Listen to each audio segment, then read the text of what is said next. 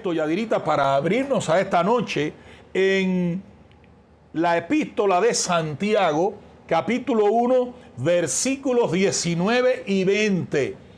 Dice: por esto, mis amados hermanos, todo hombre sea pronto para oír, tardo para hablar, tardo para airarse, porque la ira del hombre no obra la justicia de Dios. Queremos hablar nada menos de cómo la iglesia opina ante este primer debate presidencial, donde los ojos de toda la nación han estado atentos y el corazón de la iglesia pulsando al mismo tiempo. Y nada mejor, Yadirita, que traerte esta noche, donde estamos hablando en familia con Dios, los hermanos todos reunidos para hablar de este tema tan importante, un tema cardinal, las elecciones presidenciales ya en su primer debate de 3. A ver, Yadirita, te damos la palabra para dar comienzo a esta noche donde la iglesia también tiene su participación, como es de esperar. Amén. Pastor, anoche estuvimos viendo el debate presidencial entre Joe Biden y nuestro presidente actual, Donald Trump, y vimos que los ánimos estaban muy caldeados. Quizá muchas personas estén un poco confusas por lo que respuestas de unos, decisiones que van a tomar, planes que van a tener. Pero nos gustaría saber su opinión sobre nosotros como iglesia, cómo debemos interpretar estos tiempos que estamos viviendo espiritualmente, cómo debemos interpretarlo. Bueno, en primer lugar, Yadi, hablando del debate de anoche, era algo que se esperaba. Era la prueba de fuego de dos candidatos que representan a los dos partidos de esta nación más populares, y ya dijimos que el país, como nunca antes, ha estado completamente dividido, polarizado. No creo que haya habido una elección donde desde todo el proceso de la misma hayan habido tantos ataques de ambas partes, y como se hizo esperar, cada uno de los candidatos se expresó en su temperamento, pero ambos atacándose el uno al otro, y pienso que reinó la ira.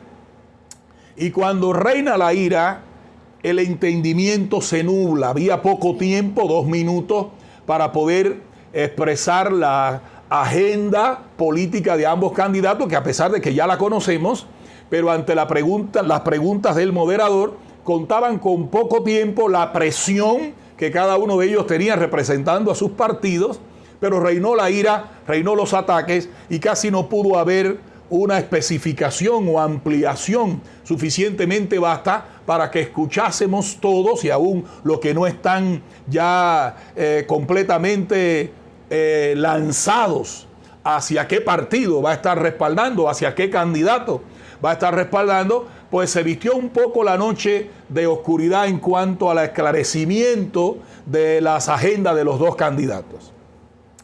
Pero no era de esperar otra cosa por toda la presión que ha habido.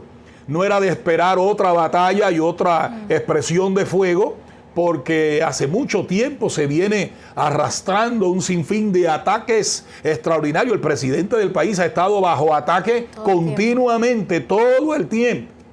Y la ira le hizo también salir en defensa de su presidencia y demás. Pero hay algo interesante que queremos hablarle a todos los hermanos desde un punto de vista espiritual, desde nuestra interpretación. Una de las cosas que dije cuando tratamos el tema de las elecciones presidenciales y hablaba de Trump, aunque yo defendía su agenda, era que no podemos mirar en Trump, y quiero llamar la atención a la iglesia, quiero llamar la atención a aquellos que no son cristianos, pero que están diciendo, bueno, ¿cómo debo votar en este tiempo? ¿O qué debo hacer ante las actitudes o la proyección conductual de los candidatos? Hoy es bueno que tú preguntaras, Yadirita, pastor, danos una interpretación espiritual de lo que está sucediendo. En primer lugar, se empezaron a discutir 6 puntos, se discutieron anoche 6 puntos fundamentales, pero los puntos fundamentales casi pudiesen sintetizarse en 3. Se habló de la economía, se habló de la ley y el orden, y también se habló de los derechos civiles. A pesar de que se habló del calentamiento global y se habló un tanto del problema existente entre la supremacía blanca, se habló un poquito del presidente en cuanto a que si había... si tenía una proyección racista o no en el apoyo o no a este grupo de supremacía blanca, y algunos han criticado, él debía haber dicho que no, porque este grupo está casi calificado como un grupo terrorista, etcétera, etcétera, etcétera. Pero como cristianos, como iglesia, ¿cómo debemos interpretar esta realidad? ¿Cómo debemos ver todo el contexto? En primer lugar, nótese que todo el hilo de la discusión de ambos candidatos reinó acerca de lo temporal y acerca de lo económico. Fíjense de eso, iglesia. Es bueno que la iglesia, y es bueno que el que no sea cristiano pueda entender en esta noche la realidad que nos ocupa y cómo como cristianos discernir el momento y cómo votar, cómo tomar una decisión en el contexto en que estamos.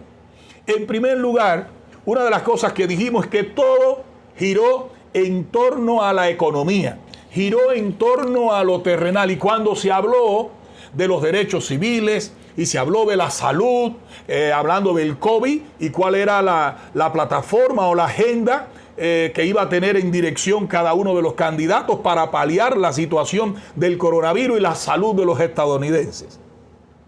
La realidad es la siguiente, y debemos ser puntuales en esto. Todo giró en torno a lo terrenal, todo giró en torno a lo temporal, y así es como debemos juzgar a los candidatos. Es un gran problema y un déficit en cuanto a discernimiento espiritual que la iglesia siga buscando espiritualidad en el gobierno. Exacto. No debemos buscar espiritualidad. Si un gobernante es espiritual, bendito sea, alabado sea. Si fuera un verdadero cristiano militante, espiritual, bendito sea. Pero no sé, desde los días de David y desde los días de algunos pocos reyes en el pueblo de Israel, ¿dónde podemos encontrar a un gobernante o rey o presidente netamente espiritual? Una de las cosas que dijo el Señor cuando Israel pretendía un gobernante humano es que el Señor dijo: ustedes no saben lo que ustedes están haciendo. Exacto.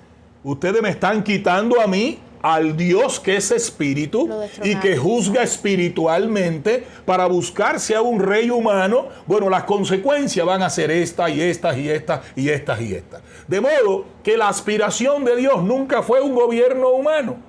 El gobierno de Dios es un gobierno espiritual. Amén, amén a eso. Amén. Por eso Jesús dijo claro: mi reino no es de este mundo, cuando lo quisieron poner como rey sobre la nación de Israel.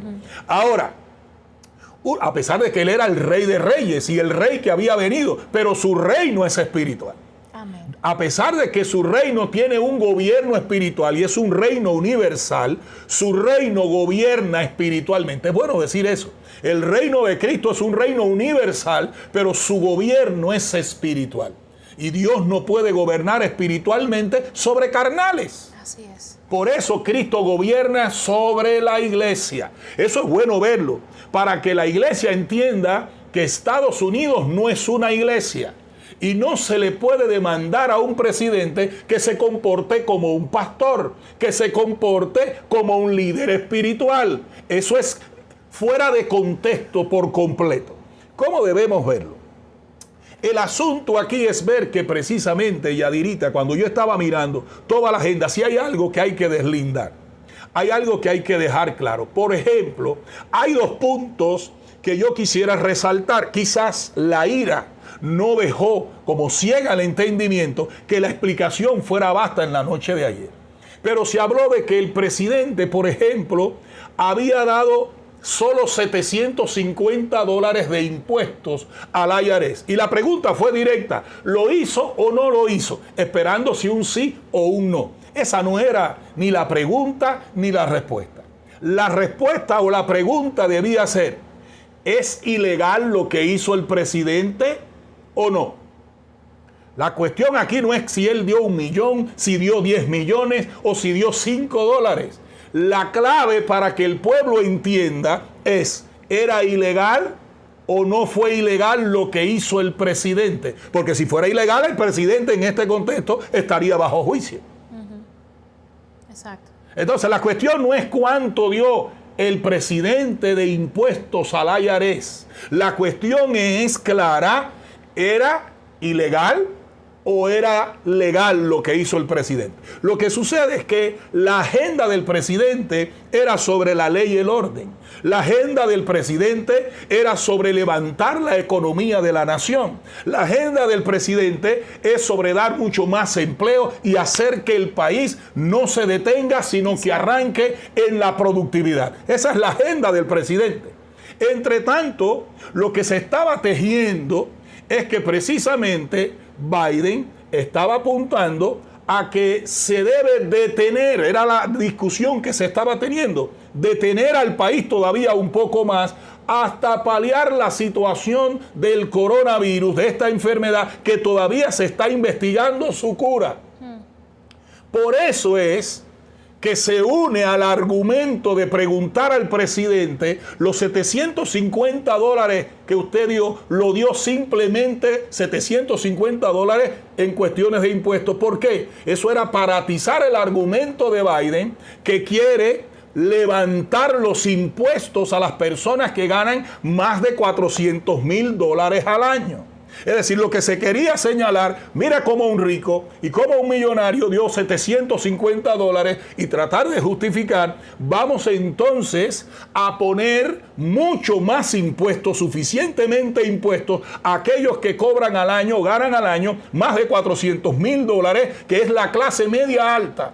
Eso es un problema terrible que el presidente acalorado y ido del control no pudo explicar correctamente. ¿Cuál es la cuestión aquí? Yo pienso, Pastor, disculpe que lo interrumpa. Yo pienso que ellos también lo hacían para provocarlo, para sacar en él, como lo conocen ya, sacar su naturaleza humana. Claro, todo el juego. A la hora de él responder, que sonara como que la otra parte fuera como que la persona que estuviera en sus cabales, pero lo hicieron parecer ridículo a él, como que él era la persona que estaba alocada, que no estaba en sus cabales. Bueno, pero a pesar de que los dos se airaron, Biden le llamó payaso al presidente y se descalificó, es decir, la postura que estaba tratando de modelar se rompió cuando, investido por la postura del presidente, ambos se caldearon, ambos se cegaron por la ira y ambos nublaron su propio entendimiento y no hicieron clara ninguno de los dos el contenido de sus agendas que ya conocemos. Pero lo que sí es bueno señalar es que esta parte importante que se quedó un poco nublada, dio el presidente $750 de impuestos y la población tendría que decir, ¿qué pasó?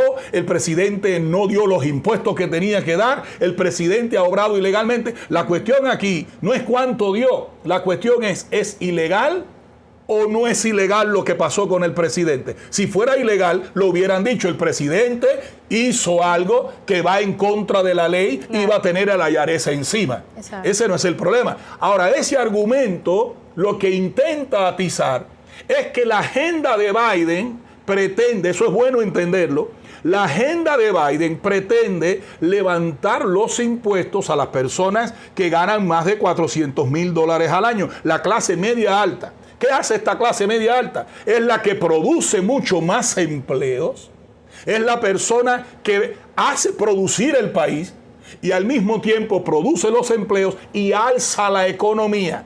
El plan de la agenda de Biden es completamente peligroso. ¿En qué sentido es peligroso? Uno, su intención es detener la productividad en el país, parar el país por el coronavirus, pero al mismo tiempo alzar los impuestos en la clase media, que es la que impulsa la economía del país, creando nuevos empleos. ¿Cuál es el ataque de esta agenda? ¿Cómo verlo con claridad? Uno, que no se explicó en la noche y yo estaba esperando la explicación. Mira, se está atacando dos cosas fundamentales, la base o madre de la productividad, que es la libertad y la motivación. Cuando tú paralizas al país y lo paralizas presionando y quitando la libertad a la productividad, la madre de la productividad o de la creatividad es la libertad. Estoy hablando de eso por la experiencia que hemos tenido en nuestros países. La madre de la creatividad o la fuente de la creatividad es la libertad. Pero la motivación es el combustible de la productividad. Escuchen esto. La libertad es la fuente de la creatividad y la motivación es la fuente de la productividad. Cuando tú le subes los impuestos a esa clase, que es la clase productiva, que es la que produce empleo, le estás cortando no solo la libertad, sino la motivación. Y eso paralizaría al país lanzándolo en un colapso total. Es grave. Así es. Cuando quitas la libertad y quitas la motivación, la productividad se hace nula y escasa. La agenda liberal, esta agenda de Biden, yo no soy político, pero estoy leyendo lo que está pasando. Y vengo de un país que lo he visto. Y el ala liberal o comunista de izquierda extrema ha cernido esa plataforma por toda Latinoamérica. Por ejemplo, nosotros estamos mirando a nuestro país en Cuba. ¿Qué falta en Cuba? ¿Por qué no hay un desarrollo creciente en Cuba? A pesar de que es un país de tercer mundo, que desde luego necesita apoyo, pero en un tiempo hubo suficientemente apoyo del campo socialista. ¿Qué pasó? Cuando tú anulas la libertad y quitas la motivación porque tú expropias de su derecho en cuestiones de talento y de esfuerzo al ser humano, cuando tú no valoras mi esfuerzo, cuando tú no valoras mi talento, y después que yo me esfuerzo en tiempo y expreso en mi tiempo la productividad o potencia de mi talento, y una vez que tengo el resultado de ello, tú vienes a quitarme lo que yo produje para darlo aparentemente a los pobres, me quita la motivación de hacerlo. Exactamente. Yo pienso que esa explicación lo vemos muy claro cuando alguien está trabajando en una compañía y no se siente parte, no se siente que puede tener esa libertad de creatividad, se siente que todo se lo imponen, que lo están constantemente presionando, vigilando. Yo pude sentir eso también cuando estuve trabajando un tiempo en un lugar. Y fue, yo creo que uno de los peores trabajos que tuve porque todo el tiempo era la persona vigilándome a ver si sacaba un pomo de agua, si tomaba agua, si iba al baño, si venía. Entonces no dejaban, no le daban la libertad a uno poder expresarse, poder hacer su propio estilo de trabajo y no se siente parte también con la valoración y todo lo que ya conocemos en tantos conceptos como el de la valoración también. Y yo pienso que eso es uno de los mejores ejemplos que se puede ver en lo que usted está hablando. Precisamente. Y una de las cosas, claro, es válida tu argumentación. Eso lo que estamos hablando. Cuando tú privas al hombre de su libertad y lo privas de la motivación, ¿cómo lo privas de la motivación? Como el resultado de mi esfuerzo, decía Martí, el que regala su sudor tiene alma de esclavo. Es un pensamiento martiano que se apoya en la verdad bíblica. Entonces, el que regala su sudor tiene alma de esclavo. Si tú expropias a alguien que ha sudado, que ha expresado o ha comprometido su tiempo y su talento en el resultado de la conquista de lo que realmente él logra, es decir, tiempo, talento y tesoro, tú inviertes tu tiempo y tus recursos. Tu talento lo inviertes en tiempo y recursos y entonces tienes un dividendo. Si tú inviertes tu tiempo, tu talento en tiempo, tienes un tesoro. Es decir, tienes un dividendo, pero es tuyo. Exacto. La vida se puede simplificar en esas tres pequeñas cosas: tiempo, talento y tesoro. Cuando tú inviertes tu tiempo, es decir, tú inviertes tu talento en tiempo, tú vas a tener un tesoro, un resultado. Si tú me expropias de ese resultado, tú no estás valorando mi vida. Me estás quitando la motivación para que yo pueda producir. Exacto. Me estás quitando la motivación para que esa singularidad de mi individualidad produzca el recurso que yo tengo que producir. Porque me expropias de la valoración al talento y a mi productividad, lograda por la inversión de mi talento en tiempo. Cuando yo invierto mi talento en tiempo, tengo como resultado un tesoro. Cuando tú no lo respetas y me lo expropias, como ha pasado en los países comunistas que expropiaron las compañías y las empresas a los dueños. ¿Cómo están esos países hoy? En la más extremada pobreza, porque quitaron el motor de la productividad.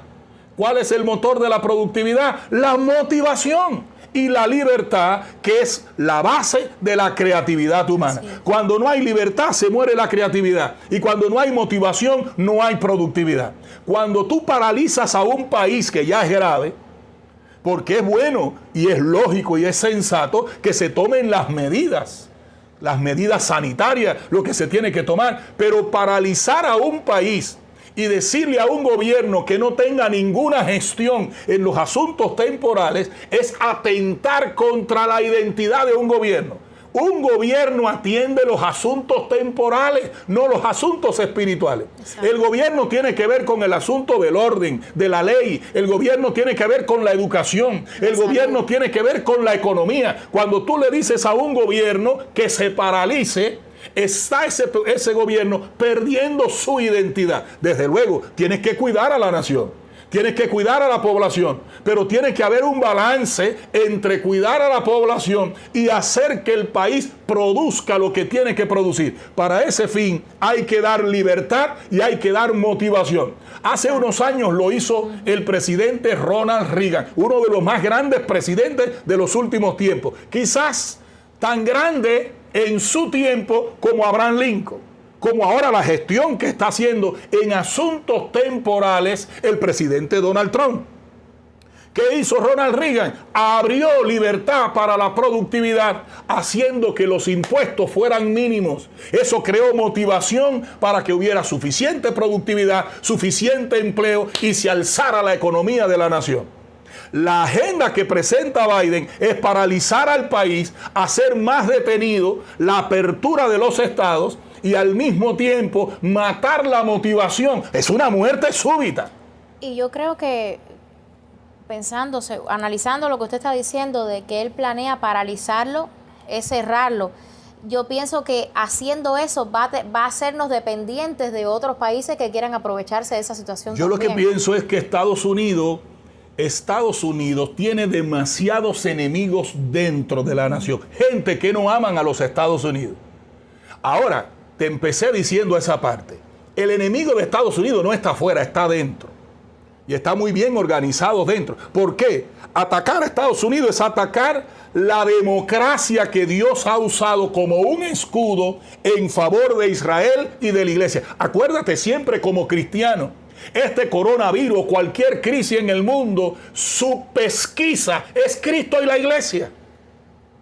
Es Cristo y la iglesia. Pero por eso te empecé por ahí, analizándolo desde este punto de vista. La agenda de Biden presenta una agenda de la mascarilla, de cuidarnos del coronavirus, pero una nación no se puede gobernar solamente previniendo la consecuencia de un mal. Hay que buscar la causa y matar la causa. Exacto. Sin dejar que el país produzca suficientemente y mantenga la economía, que esa es la identidad de un gobierno, los asuntos temporales, no los asuntos de conciencia, que ahí vamos. Exacto. Vamos ahora a los asuntos de conciencia.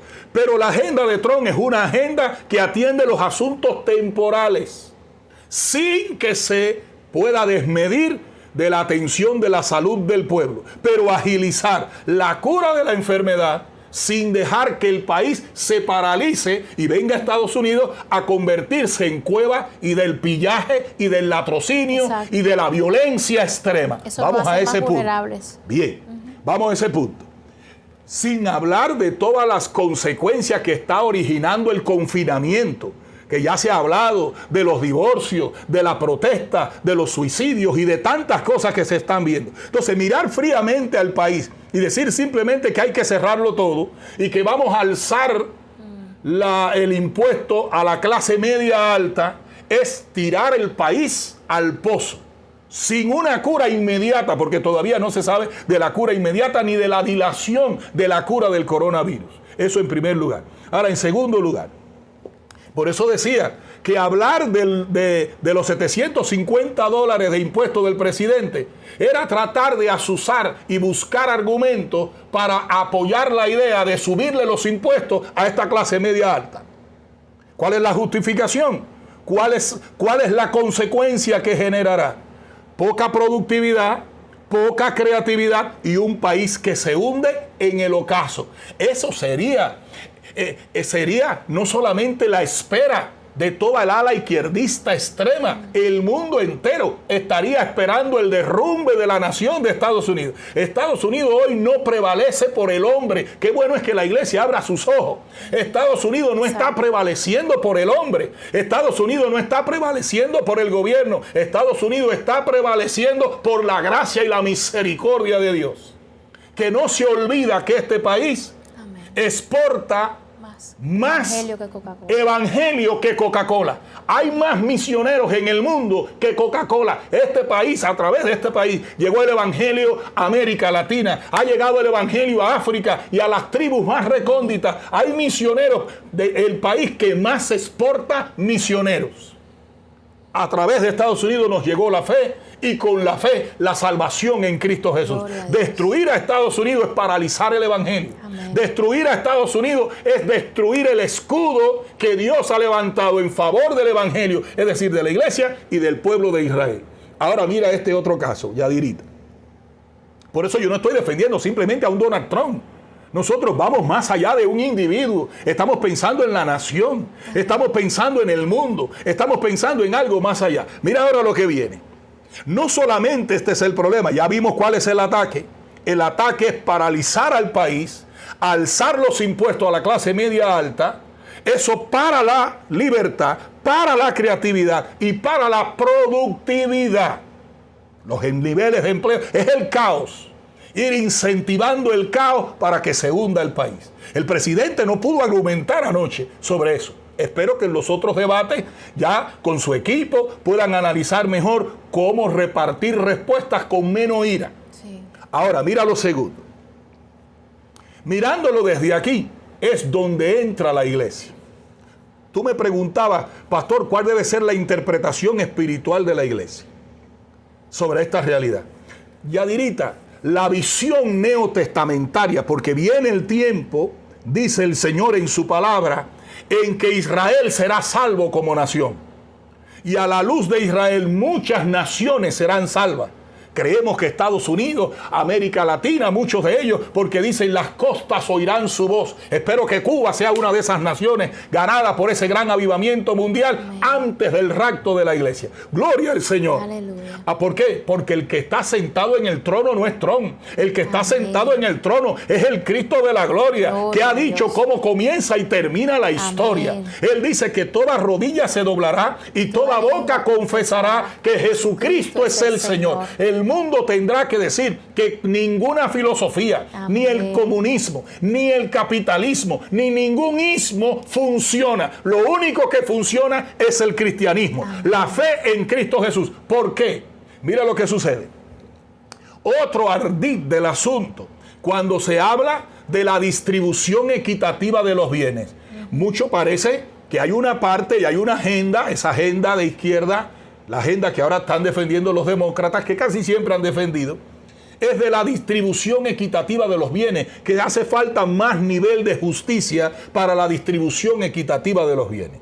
Eso parece muy bueno. Nosotros lo vimos en Cuba cuando expropiaron a toda la gente y le quitaron las compañías y todo el pueblo corrió pensando en la distribución equitativa de los bienes. Ha pasado en la Rusia, ha pasado en Cuba, Nicaragua y Venezuela.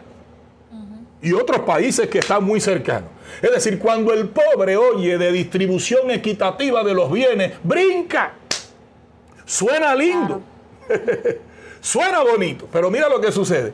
Aquí viene el dilema de la historia. Escuche bien, hermano, para que no sea engañado. El dilema de la historia es este. Se habla de la distribución equitativa de los bienes. Significa que todo el mundo tenga lo mismo. Tenga el mismo derecho y tenga el mismo acceso a todo el bien que hay, se reparta equitativamente. En otras palabras, en un saco de arroz de 100 libras, sea a libra por persona lo que corresponda. Que todo el mundo tenga lo mismo y tenga el mismo derecho. ¿No será bonito? Cuando el pobre oye eso, dice, ay, yo no, esto yo quiero eso. Sin embargo, el dilema de la historia, cuando estoy hablando de la historia, estoy hablando del corredor de la historia desde que el hombre es hasta hoy. Es este. Los pobres quieren que los ricos distribuyan equitativamente los bienes. Pero cuando los pobres llegan a gobernar, el bien no se distribuye equitativamente. Exacto.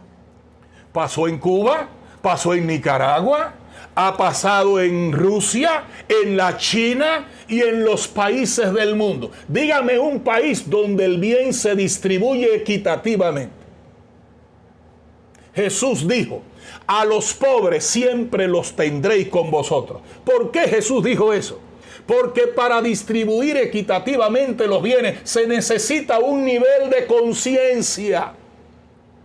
Hay que tener un nivel de conciencia y un corazón renovado y transformado que persiga una bendición que supere el beneficio de uno solo, que rompa con el egoísmo, que rompa con la avaricia.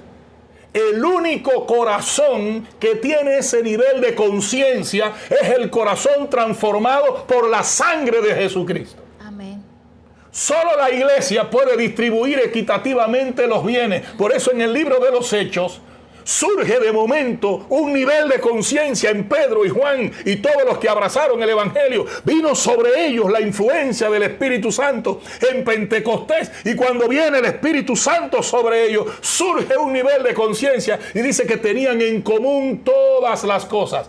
Ese común no es el comunismo humano. Ese común es un comunismo del Espíritu Santo que eleva el nivel de conciencia a tal punto que nadie decía ser suyo propio nada de lo que poseía. Amén. Sin embargo, en los días que vivimos hoy, Biden es millonario. Los Clinton son millonarios. Trump es millonario. Y los que gobiernan se enriquecen, y dice la palabra, se enseñorean de las naciones. ¿Por qué? Por su nivel de conciencia. Por eso es que el gobierno no atina a los asuntos de conciencia. Mira, Yadirita, para que un país funcione como ese Israel salvo, no el Israel de ahora, se tiene que salvar. Cuando Israel sea una iglesia, porque una nación salvada completa es una iglesia. ¡Aleluya! Todavía no existe un país iglesia. La gente y los cristianos no pueden mirar a Estados Unidos como una iglesia. Estados Unidos es el país más influenciado por el cristianismo, pero no es una iglesia. Amén. Dicen amén a lo que estamos hablando. Entonces no podemos mirar a Estados Unidos como una iglesia, sino como un país influenciado por el cristianismo. Amén. Y no podemos juzgar a Estados Unidos como si estuviéramos juzgando a una iglesia. Exacto. Tenemos que juzgarlo como juzgar a una nación que no tiene a Cristo como su Señor. Eso hace diferente la cosa, mis queridos hermanos. Porque una verdadera nación, y esa es la esperanza de la iglesia, una verdadera nación es la nación, escucha bien, aún en los Estados Unidos. ¿Cómo paliar la situación entre tanto llegue ese tiempo del gran avivamiento y las naciones sean salvas? Entre tanto, como cristianos, ¿cómo nosotros ser sabios? ¿Qué cosa es la sabiduría? Es la aplicación del método adecuado y oportuno. Un cristiano tiene que ser sabio. ¿Cómo aplicar el método adecuado y oportuno? ¿Cómo votar en los días en que estamos hoy, sabiendo que el gobierno y esta nación no son una iglesia?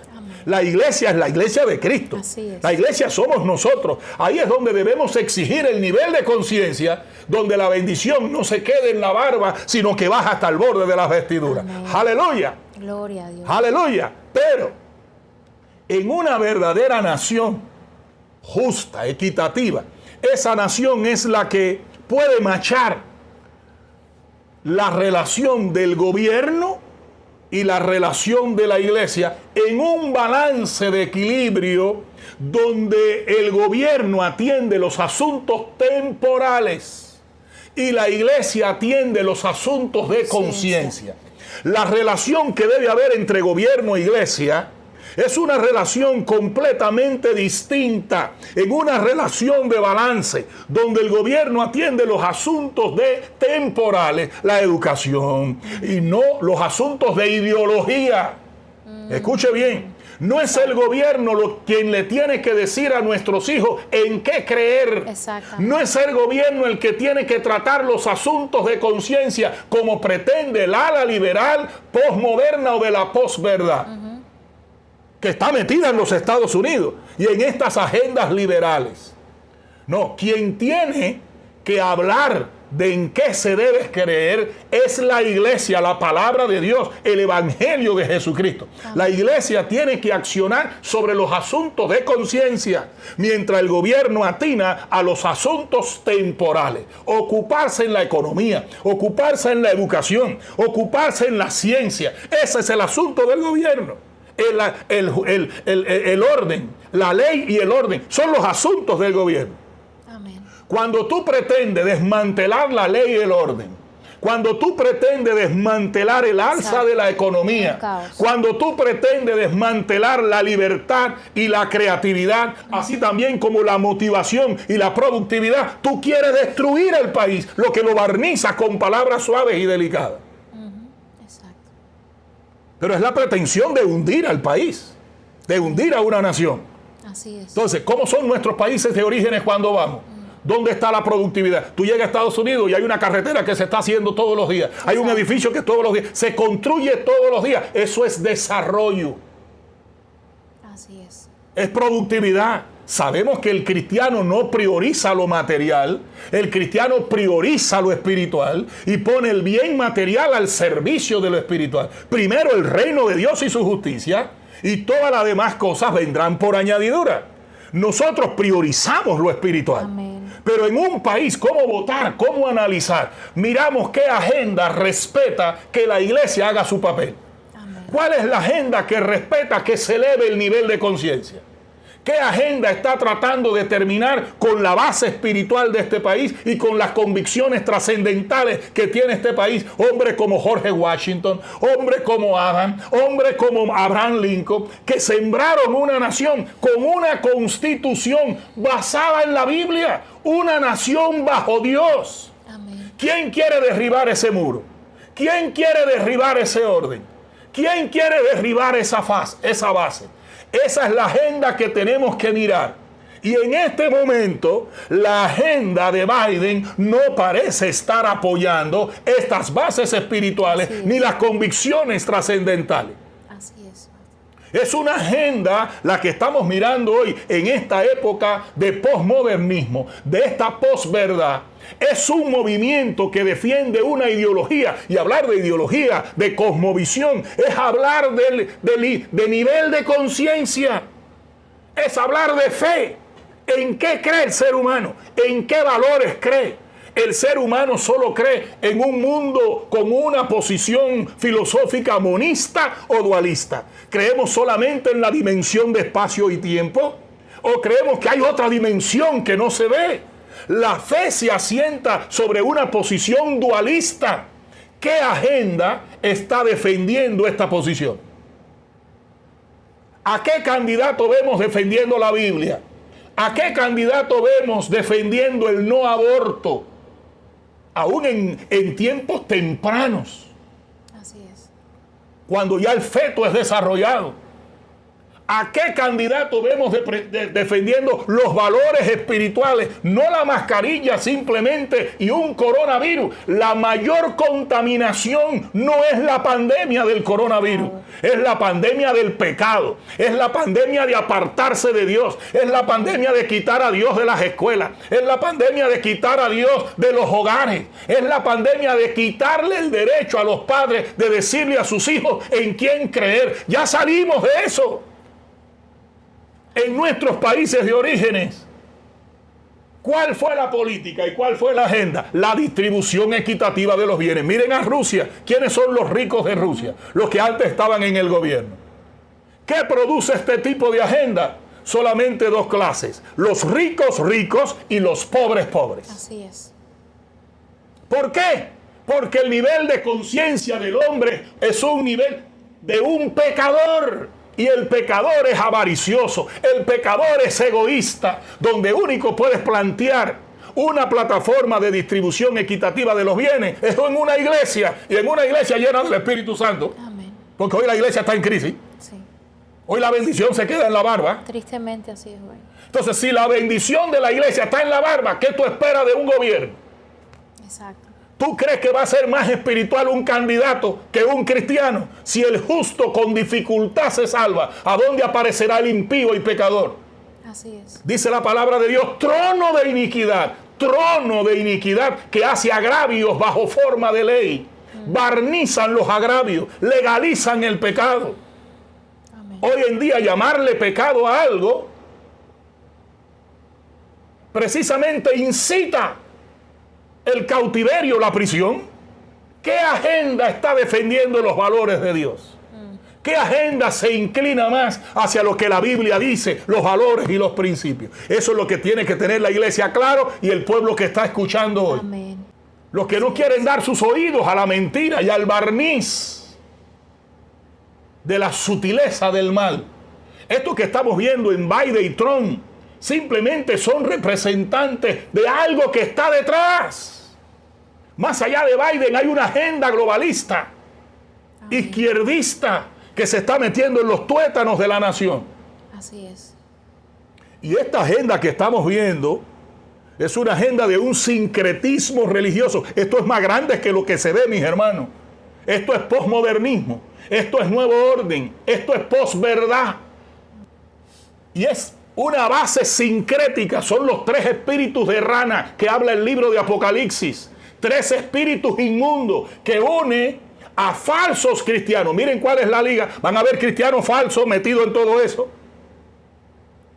Cristianos que no tienen comunión con Dios, que han vendido a Cristo, que se han apartado de la fe, que se han apartado de la cruz y venden su primogenitura por un plato de lenteja. Hombres avariciosos, sin afecto natural, crueles, intemperantes, ocupando diferentes posiciones en el mundo. Pero esa base sincrética está dada por un falso cristianismo.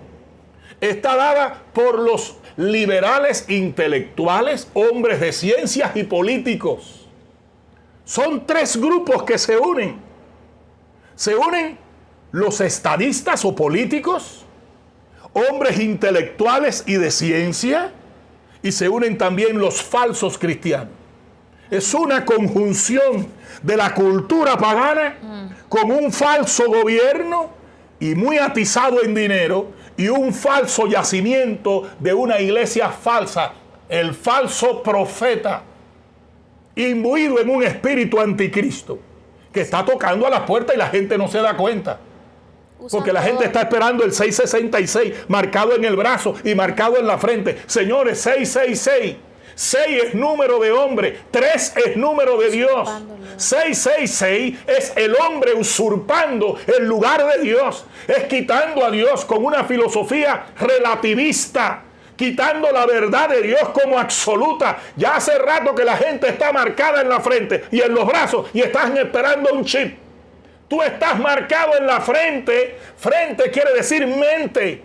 Cuando te marcan los brazos y la frente, se está hablando de frente, de pensamiento, de ideología. ¿Cómo piensas y cómo actúas? Exacto. El hombre actúa como piensa. 666 es tomar la mente de los hombres para que actúen bajo una filosofía relativista donde Dios no cabe.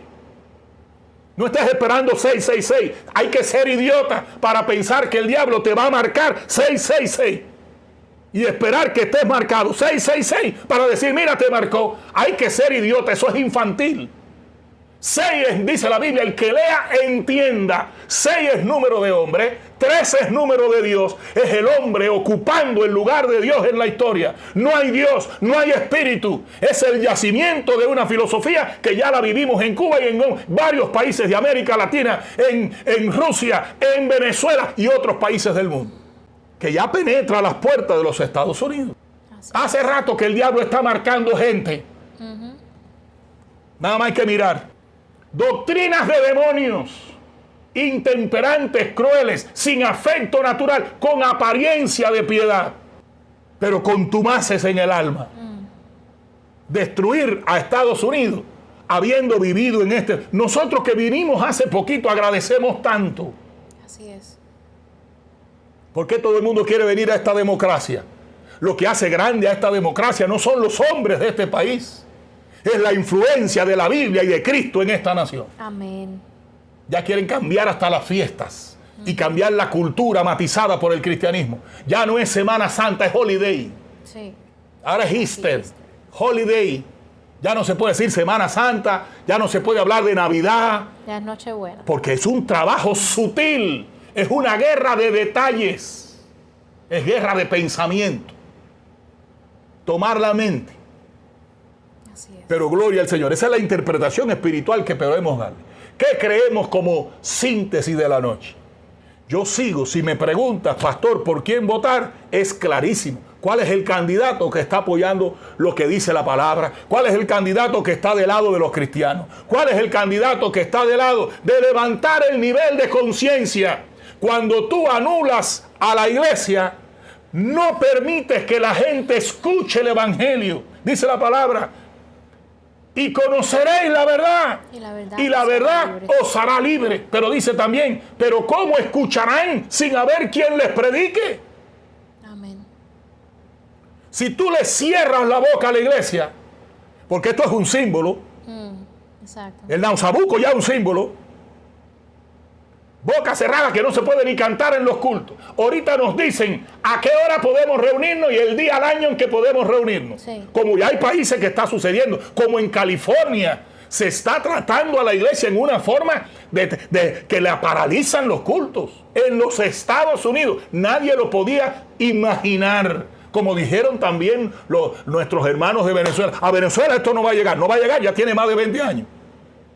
Y hay otros que dicen a Estados Unidos no va a llegar. Miren cómo se está metiendo esa levadura. Sutilmente. Ahorita nos dicen ni canten. Porque esto del coronavirus es COVID-19. Ahorita llega el 63 porque el diablo se ensaña. Ya tiene el pretexto. Exacto. Es tiempo de ser sensatos. Es tiempo de pensar con la mente de Cristo. Es tiempo de no esperar más de los gobernantes terrenales que lo que se puede esperar. Los asuntos terrenales, apegarse a la ley, al orden, respetar una constitución influenciada por el cristianismo. Amén. No desbaratar las bases espirituales de esta nación y sus convicciones trascendentales. Amén. Como no te puedo decir por quién votar porque es ilegal, yo lo único que te puedo decir es que yo voy a votar por Trump. Tú vota por quien tú quieras. Pero analiza ambas agendas y obra como cristiano definido. Amén. Pero si esta democracia se cae, sabemos que Cristo está. Amén. Pero son los días más oscuros que le esperan a la humanidad. Así es. Las crueldades que nunca se habían visto le esperan a la humanidad. Amén. Roguemos a Dios que se mantenga la democracia norteamericana Amén. y que haya libertad para el que quiera ser malo, pero libertad para el que quiera ser bueno y adorar a su Dios. Así es. Así Hasta que es. Cristo venga va a existir el malo y el bueno. La Biblia dice que uno se queda y otro se va. El problema es que haya libertad para el que quiera ser bueno y para el que quiera ser malo. Exacto. El mundo no va a ser cristiano entero. Van a estar los malos y van a estar los buenos. Va a estar la iglesia militante, prudente, y la iglesia fatua, que es esa iglesia liberal. Pero no sé si me he explicado conforme a lo que he dicho, porque el tiempo me dicen que ya se cortó. Muchas gracias ha sido muy claro, y yo creo que la iglesia también, todo el que ha visto este tiempo, este debate, ya sabe lo que hacer. Gloria al Señor. Como usted decía, no podemos decir por quién, damos nuestra propia opinión y le explicamos, usted le explicaba a cada uno según mirando quién se apega más a la palabra, a los ideales del Señor, del Evangelio, y ahí usted sabe, si usted es un buen cristiano, usted va a saber por quién votar. Amén. Y que Dios te bendiga, mi querido hermano, y que podamos nosotros seguir viviendo en un país que tenga libertad para la creatividad y motivación para la productividad, y que se permita a la iglesia hacer su papel militante de predicar el evangelio y levantar el nivel de conciencia para que haya más justicia, para que haya más equidad, para que se pueda, ojalá esta nación se convierta. Estamos creyendo por profecía que a la luz de Israel Estados Unidos se convierta. Aleluya. Entonces va a haber distribución equitativa de los bienes. Nadie va a ser suyo propio, nada de lo que tiene. Pero sin Espíritu Santo el comunismo es una utopía, que lo único que puede repartir es pobreza y pobreza extrema. Así es. Con una cúpula, que es decir, la barba, rebosada. Pero la masa crítica. Ya yo lo viví, tú lo viviste. Una de las cosas que pasa con la población muchas veces es que no tienen memoria política. Se les olvida. Que Dios te bendiga, mi querido hermano. Y que nos dé sabiduría. Y que nos dé prudencia. Y sobre todo, firmeza espiritual. Amén. Para leer los tiempos sabiamente y decidir como debemos decidir. Por Cristo, por la iglesia y por la democracia en el mundo que permita que haya libertad, no solo para la creatividad y para la prosperidad material, priorizadamente que haya libertad para que se predique el evangelio. Amén. Y la gente oiga y se salve. Predicaremos si no hay libertad.